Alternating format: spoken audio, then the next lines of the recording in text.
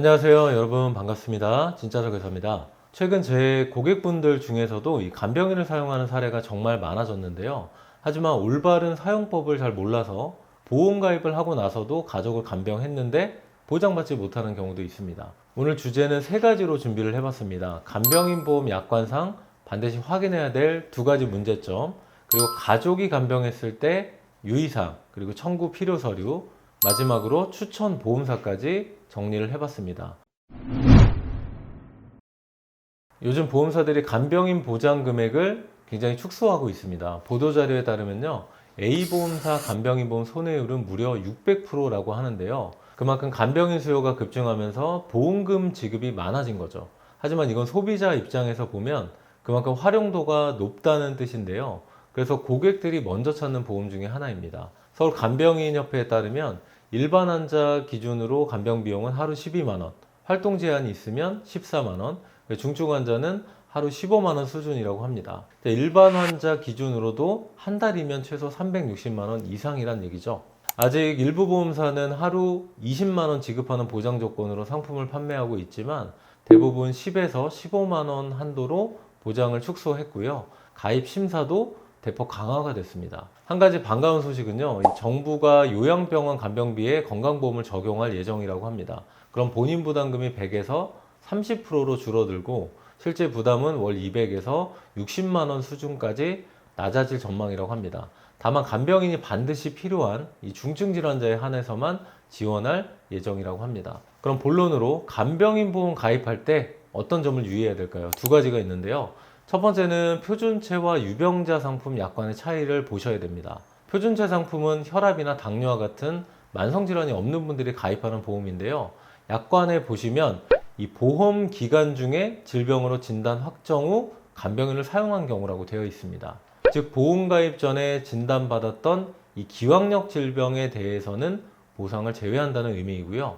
만약 보험 가입 이전에 허리 디스크 진단 이력이 있었다, 바로 이게 기왕력이 될 수 있는 거기 때문에 디스크로 간병인을 사용했다면 보험 가입 전에 있었던 기왕력이기 때문에 보상에서 제외될 수 있다는 뜻입니다. 특히나 주의해야 되는 게 이 표준체 간병인 보험 가입할 때 모든 약관에 이런 문구가 추가되어 있다는 부분입니다. 반면에 유병자 간편보험에서는 이 보험 기간 중에 질병으로 치료를 받은 경우, 즉 보험 기간 중 이 질병 확정 진단이란 문구가 삭제되어 있습니다. 따라서 이 기왕력에 대한 보상을 받길 원하신다면 유병자 간편보험을 반드시 선택해야 됩니다. 두 번째 문제점은 이 직접 치료 목적의 입원이란 문구인데요. 이 한 문구 때문에 보험금 분쟁이 생길 수가 있습니다. 직접 치료 목적의 입원은 합병증이나 후유증은 보상에서 제외될 수 있다는 의미인데요. 여러분, 예전에 암 입원비 분쟁이 굉장히 이슈화 됐었는데 혹시 기억하시는 분 계신가요? 보험사에서는 요양병원 입원을 직접 치료로 보지 않고 보험금을 지급하지 않는 경우가 많았습니다. 대법원 판결 한번 볼게요. 사건 개요는 피보험자가 암 진단 후 요양병원에 입원해서 암노바 헬릭소 주사를 투여받으며 치료를 받았다고 합니다. 이런 입원이 이 보험 약관에서 정한 암의 치료를 직접 목적으로 한 입원에 해당하는지가 쟁점이었는데요. 대법원 판결은 이렇습니다.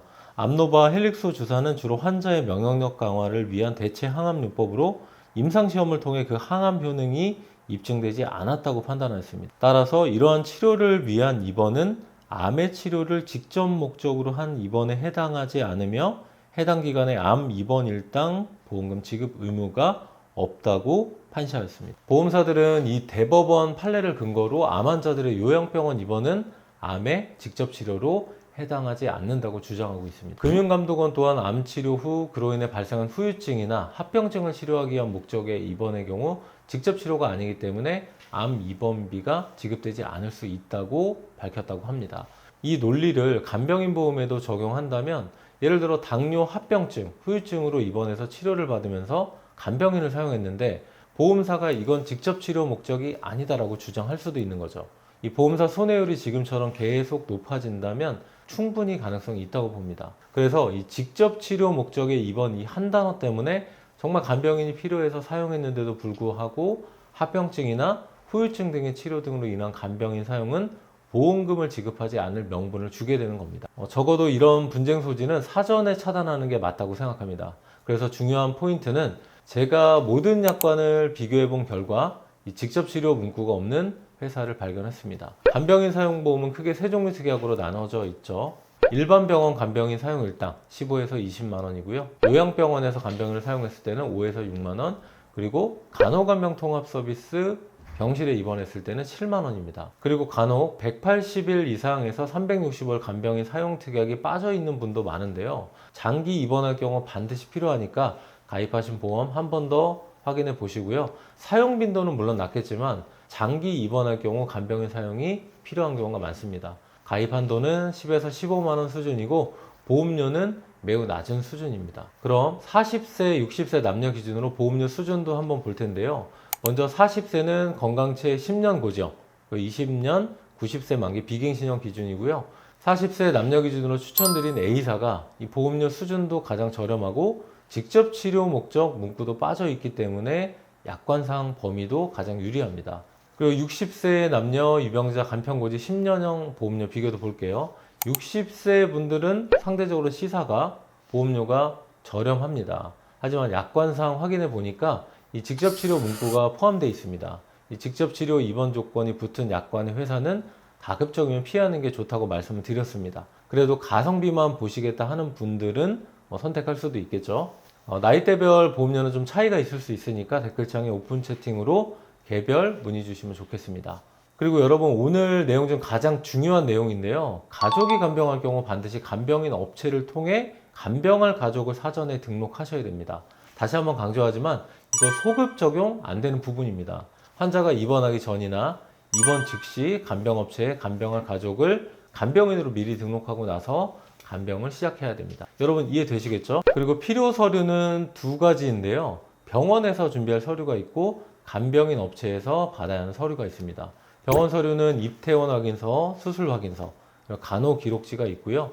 간병인 업체에서는 간병했다는 사실 확인서, 간병인 재직 증명서, 간병인 업체의 사업자 등록증, 간병 일지, 그리고 이체 내역 확인서, 이렇게 준비해서 보험금 청구서와 함께 보험사로 보내시면 되겠습니다. 간병인 보험 정말 많은 분들이 가입했지만 약관과 또 청구 절차를 몰라서 보상받지 못하는 경우가 정말 많았습니다. 오늘 영상 꼭 주변에도 공유해서 피해 없도록 해주시고요.